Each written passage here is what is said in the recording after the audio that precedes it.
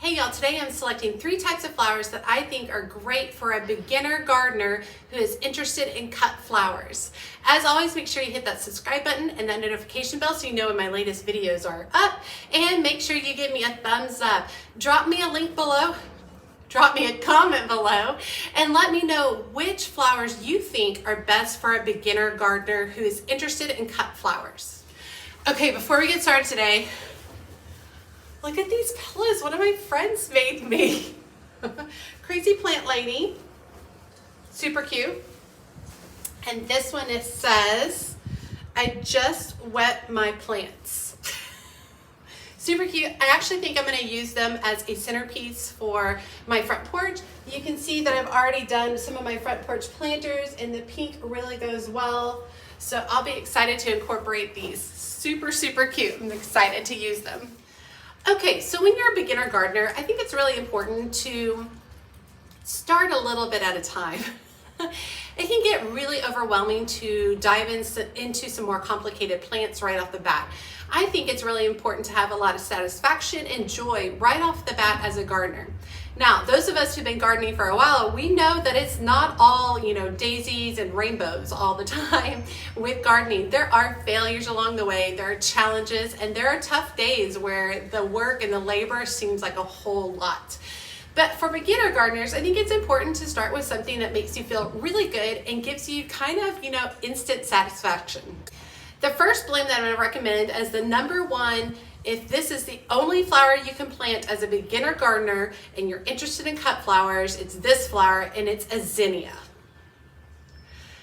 Zinnias are very prolific blooms, right? You can cut on them and they will continue to give you more blooms. That's called a cut and come again bloom. They come in a wide variety of colors.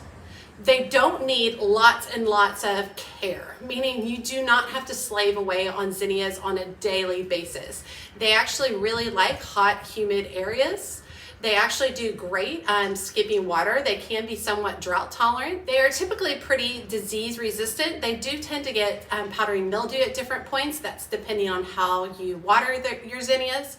And I've always found that they get a lot more powdery mildew towards the end of their season when the temperatures start to get a little bit cooler outside.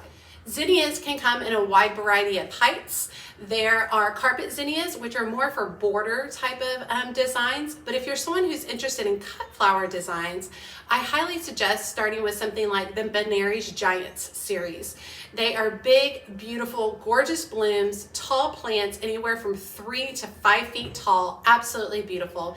And you get a whole lot of satisfaction and joy from zinnias. Now, I sow all of my zinnias from seed. I start them all from seed. That way you can purchase them at the nursery, but I highly suggest starting with seed if you're interested in a cut flower garden. It's easier to find the tall varieties in the seed format as opposed to buying the plant at the nursery. Zinnias are also a very cost-effective plant. The seeds are not crazy expensive. And once you've bought the seeds, you can continue to harvest your own seeds from that point on. So you might never have to buy zinnia seeds again. Zinnias also hold up brilliantly in vases. They have a really long vase life, anywhere from 8 to 10 days in the vase, which I think is fabulous. They're also really great for drying if you're interested in some craft projects utilizing dry floral. The second flower that I highly suggest for any beginner gardeners who are interested in cut flowers is celosia.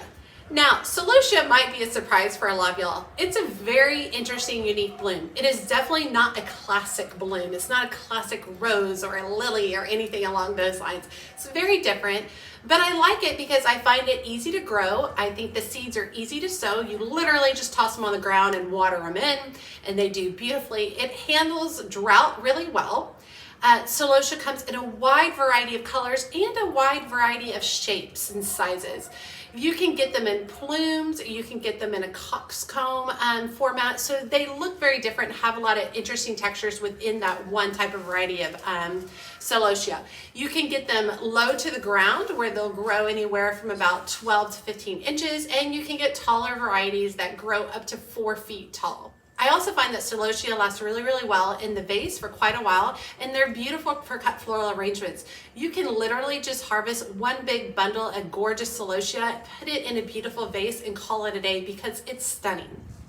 Celosia also come in a wide variety of bright, beautiful colors, but you can also get it in softer colors like blush, pale yellows, and greens. These lilies smell so good.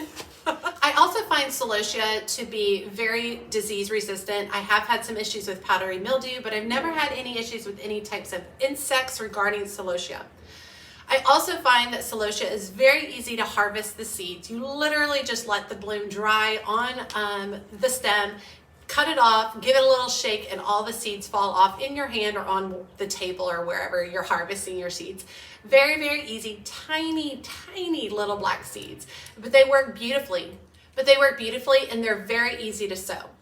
I've had celosia in my garden for a couple of years now as it reseeds itself every year, and anything that reseeds itself makes my life so much easier, so I'm all for it.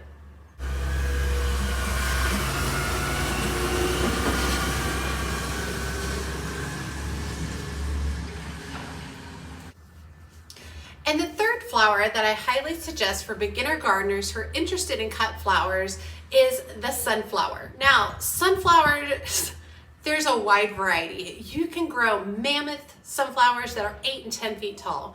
You can grow shorter ones like pro cuts that are anywhere from 5 to 6 feet tall. You can grow branching sunflowers with one beautiful tall giant stalk that has, a dozen sunflowers coming off of it. There's a wide variety of sizes, shapes, and colors of sunflowers. So when you are selecting the seeds to grow for whatever type of sunflowers, make sure you really evaluate the back of the package. Really look at it and define how tall these are going to be, how much space they are, and if they're going to work great for cut flowers. Now, a mammoth sunflower, while absolutely beautiful, is this big and doesn't work great for a cut flower. So you definitely want to look at some shorter varieties that you can cut to put in vases. Sunflowers tend to be fairly drought tolerant and disease resistant. I've never had any issues with any type of disease or pest regarding sunflowers in my area. While there are a wide variety of types of sunflowers, one of the most popular ones that's grown for cut flowers are pro-cut sunflowers. They come in a wide variety of colors. They don't have loose pollen that gets on everything, but they are a one and done flower, meaning you plant it, you grow one single stem from it, you cut that stem, and then you're done. I'm actually a huge fan of branching sunflowers, and that's a little controversial because a lot of people really don't like branching sunflowers, but I love the wow factor of branching sunflowers. I think they're very cool. They make me feel like I'm in the Wizard of Oz in Munchkin Land. Like, that's how it feels, these giant, beautiful sunflowers. And it's very easy to cut off the side branches of the branching sunflower to bring inside and enjoy in a cut floral arrangement. Sunflowers are also very drought tolerant, and once established, they do absolutely beautifully in the gardenscape. You can also plant a wide variety of short sunflowers, and there are several that I like to grow, including munchkins and teenies, both of which I got from sunflowerselections.com. These varieties tend to be about 15 to 16 inches tall. They're really easy to grow, and then I can cut them and I'm done, and I can bring those blooms in to enjoy. Sunflowers have an extremely long vase life.